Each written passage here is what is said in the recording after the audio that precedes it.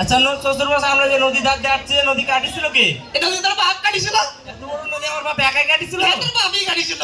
এত পানি ফেলাইছিল কই? এটা বলে আমি খাইছিলাম রে তোরে জামাই। তাতে কিচকিচ করে নাই? আর যদি একটা কথা কই, তোর আমি মাইরের সামনে তুলে দাঁত ভাঙাই দেবো। দাঁত ভাঙে ফেললাম, গোস্ত সবাই খাবো কেমন শ্বশুর দোস্ত মশাই? সবাই খাবা, এত পথ যদি এবার চালাইতে আসিস তাতে বুঝতে পারছিস না আমার সহ্য হচ্ছে না। তবে শোন, ভালো কথা আছে, তোর শাশুড়ি আমার তোর শাশুড়ি আমার তোমার ওরা ঘরে খাইতে যাবো মিঠে। শ্বশুর মশাই কি বিয়ে করছেন? দেখ দেখে নিজামের কথা। আরে বিয়ে যদি নাই করি তো তোরটাই লোক হয়ে যাবে। শ্বশুর মশাইয়ের বাচ্চা কাচ্চা হয়েছে? আমার কপাল, আমার কপাল, আমার কয় আমার জামাই বাচ্চা হয়েছে কিনা।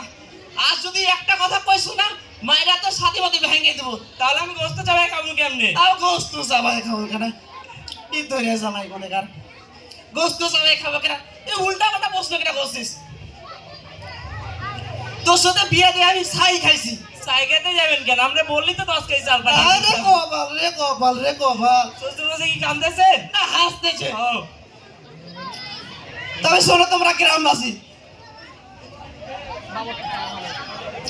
মেয়ের বিয়ে দেওয়ার আগে ভালো করে দেখে নিবেন জামাই ঠিক আছে কিনা, জামাইয়ের পরিবেশ ঠিক আছে কিনা, জামাইয়ের ফ্যামিলি ঠিক আছে কিনা, জামাই আইপিএল খেলে কিনা, জামাই বিপিএল খেলে কিনা, জামাই ক্যাসিনো খেলে কিনা, তারপরে দেখে বিয়ে দিবেন।